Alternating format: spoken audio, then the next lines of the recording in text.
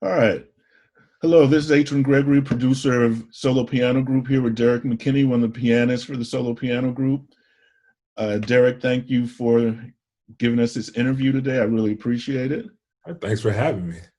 So, just like to go through a few questions with you, just about your history, and we'll talk about the history of the Solo Piano Group and some other things that are going on today as we go through this interview. So, the first thing is, how did you get interested in the piano?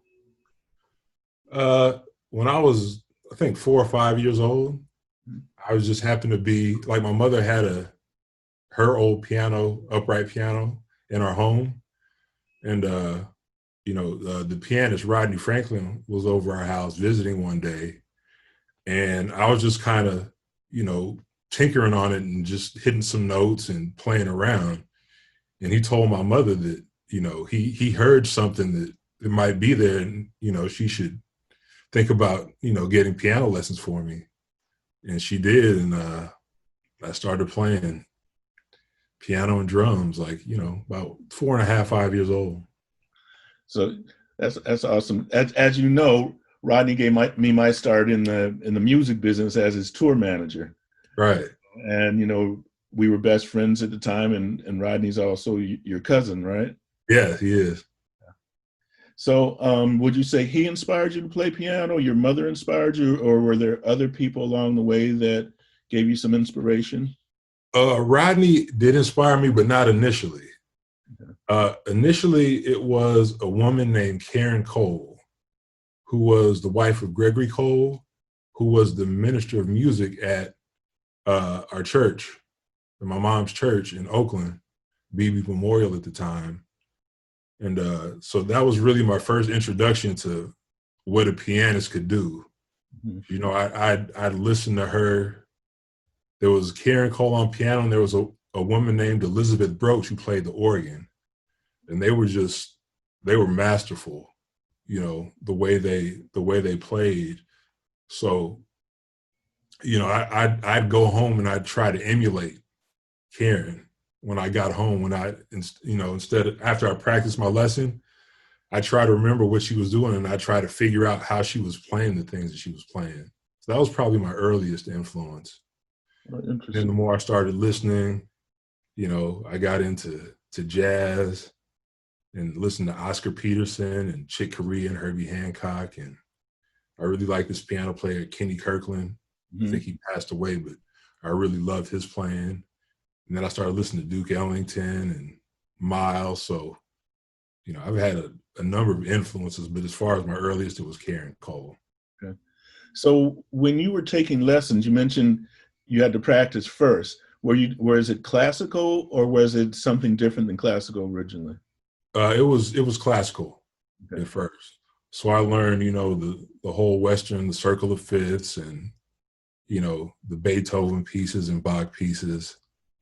But around, I think, the 6th grade, I had a piano teacher who played for Eddie Money at the time. But he had a band, and it was a jazz group. So he really started transitioning me to the jazz side.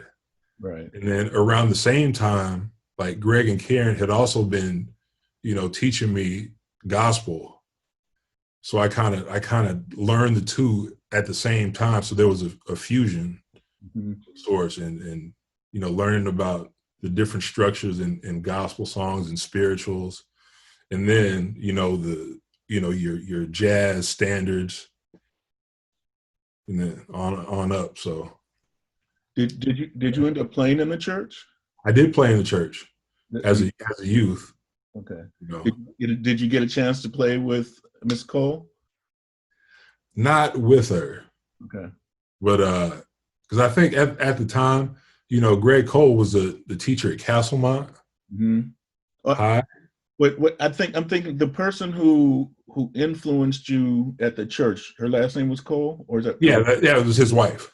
Okay. Yeah, but he was I think he was the instructor for like Dwayne Wiggins and Timothy Christian. I think they all went to Castlemont, from Tony. Right. So they would come in sometimes and they would play, you know, but I never got to play with her, but we did play on the same piano. That must have been pretty cool. You just like from a kid to be able to see that, and the next thing you know, you're sitting up there doing the same thing you saw someone else doing that influenced you, right? Yeah, yeah, and it gives you energy and confidence that it is something that you can, you know, you can do, and something it's always great to do something you enjoy as well, you know. All right. So I know that you've done a lot of underscore work for televisions and movies. Can you just tell me a little bit about that process and your process as a composer? Well, I was introduced to it in two different ways, and probably the most influential was when I saw the movie The Untouchables in the 1980s with Kevin Costner and Robert De Niro, and the score was done by Ennio Morricone, who recently passed away. And that was the first time that I ever watched a movie where the music just kind of hit me in the face. Like there were it's just like this majestic sound. It was magical to me. And I had never heard anything like that before, even though I had played, you know, in the orchestra, in wind ensembles. Something about that score just, you know, it just hit me. And I'd kind of researched and like, you know, I want to do that. I want to write music to picture. I thought, you know, it was just so impactful. So I just began, you know, searching for avenues and, you know, to learn how to go about doing that, what it entailed, and, you know, who was involved, how they were involved, all the different people that put that together. So, and I ended up talking to Stanley Clark, who listened to some of my music, and he said, "I'm going to give you a call." And you know, because at the time he was doing like a lot of major films, like Romeo Must Die and, you know, Boys in the Hood, and you know, there was a couple of TV shows that he was doing as well, and he gave me a chance to, you know, he just a clip here or a cue there, but you know, it's something that I was able to take and build on, and, you know, expand my resources, my connections, and it's been a really positive experience for me. Nice. So to segue a little bit, you went to UCLA, right? Yes. And was your degree in music? It started in music, and I ended up with a degree in ethnomusicology. Oh, what is ethnomusicology? What would that be? To put it simply, I would say it's the study of music and culture. Okay. So I studied music from different parts of the world, from the mariachi music of Mexico, Native American bird songs, jazz, you know, some folk music. So I learned like how to play the shakuhachi from Japan, Oh, nice. which is like a Japanese flute, I guess, for lack of a better term. Mm-hmm. So I learned how music works in cultures around the world, because, you know, usually when we think about music, we tend to lean towards what's on the radio and what the hits are. But, you know, when you really think about it, music is such an integral part of our lives, whether it's weddings, funerals, you know, entertainment. We use music in a variety of ways, even to exercise. A lot of people will put on their music to get them energized to work out, or sometimes you just need to sit and relax and not think. And music is good for that as well. Right. So that's a perfect segue to you have a song coming out this Friday, and it's called Hello. And you know, we did this project for people to relax and kind of just do nothing. Do you mind playing a little bit of it for us? Oh, not at all, not at all. Let me make sure I have my piano dialed up here. Okay. So Hello, I think it's like this.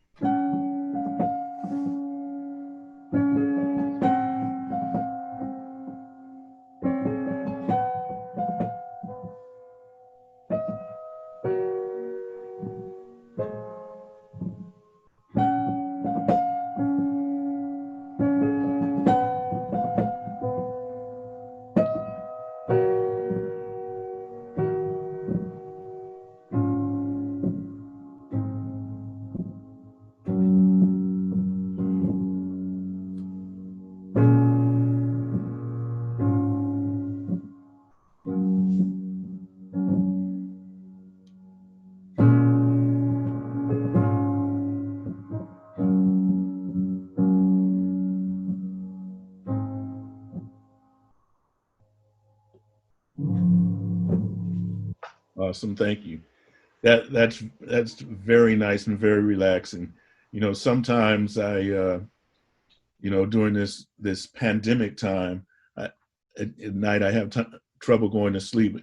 I'm like, what do I need to listen to? And I'm like, you know what? I need to put on the solo piano group to listen to relax. And that's by the time I hit hello, it's just time to doze off. So it works. It works perfectly for me, and hopefully it'll work for others too. Yeah, I hope it will. I think it's, one of the pieces where you just want something mellow and relaxing, but not busy enough to keep you interested, Right.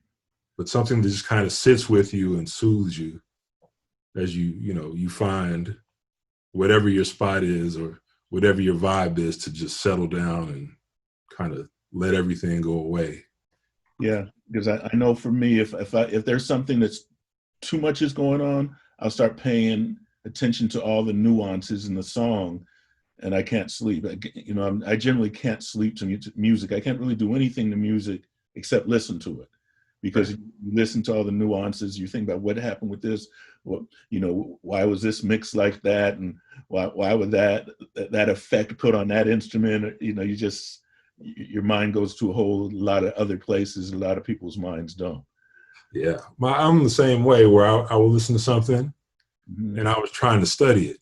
Right. And it was just kind of a reaction. I wasn't intentionally, doing it, but I hear something and I'd be like, what was that like? And then I want to analyze it. And, so I hope a project like this will just put people in a space where they can just let their thoughts float away and not, let their worries kind of drift off. Right. And give them a sense of calm and peace. Speaking of calm and peace, you mentioned to me prior to us actually recording that you've talked to people who've said they like this better, our music better than the music on some of these apps. So I just want to say to the people that are listening that if you do like our music and you do have these calm apps or different apps and you like ours better, write to them and let them know that you love what they're doing, because they're doing more than just music. They do a lot of things on their apps, but that you like our music better, and maybe we can get on some of their apps. So I just wanted to share that, because you expressed to me what people have told you. Yeah. Tell me about what you've been doing during the pandemic. Well, I've been taking care of my son, primarily, but and I'm trying to take care of my wife, who's a pediatrician and is kind of in the trenches of all this. And musically, to stay engaged, I'm helping my son with his piano lessons. Oh, nice. So he's been studying for maybe 10 months now, mm-hmm. maybe close to a year. So, I'm trying to help him develop, and follow his lead and kind of give him the support right that he needs. I was homeschooling before school was out. So were you homeschooling anyway? So that was just part of what you were doing? No, he was going, to school every day. And then when the pandemic hit, and they closed the schools. So then, like a lot of parents, I became the teacher. Mm-hmm.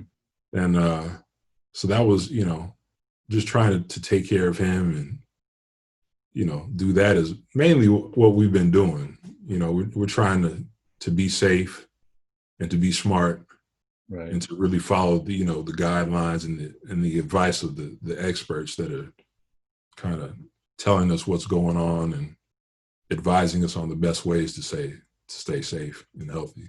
So with the wife as a doctor, then following the experts, and I just want to say this because there's so many people that have all sorts of opinions. I don't want to get too deep into what your wife sees or doesn't see, because that's for you to share or not to share. But when you say follow the experts with your wife as a doctor, that rings very strongly to you, it sounds like.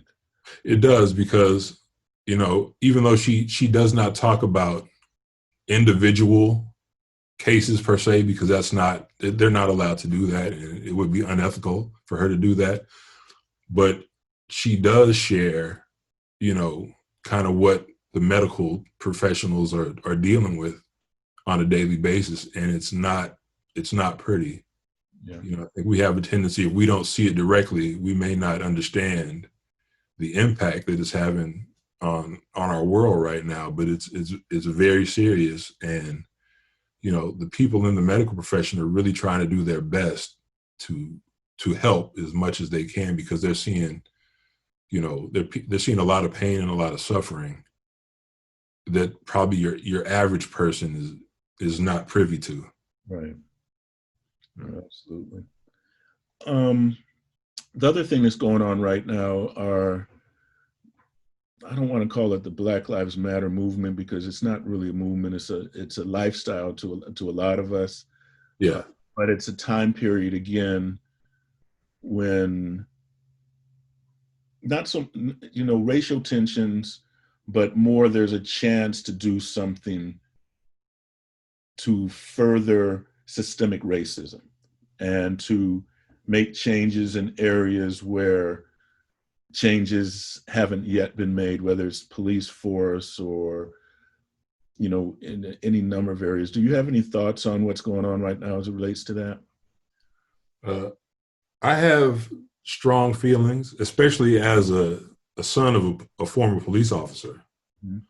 who I've had several conversations with, and, he is having a hard time understanding how it got to this point, because he was involved with some, I guess, lawsuits or some interactions when he was on the force years and years ago about racist policies.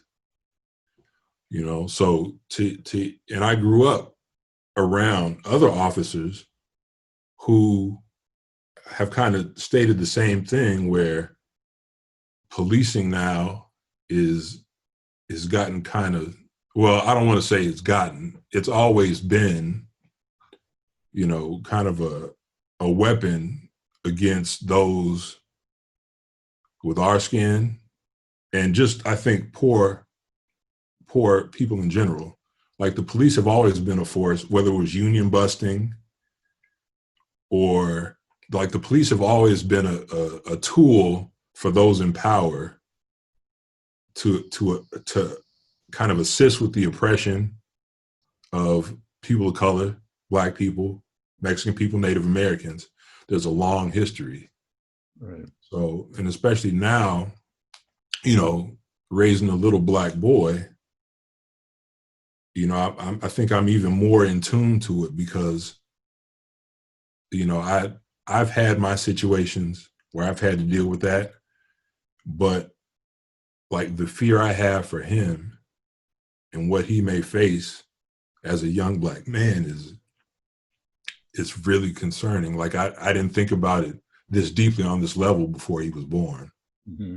And even as a police officer, my father had to talk with me about how to interact with the police, because there are a lot of police officers who are really out to do well, serve the community, but there are also a lot of police officers who are not there to serve the community.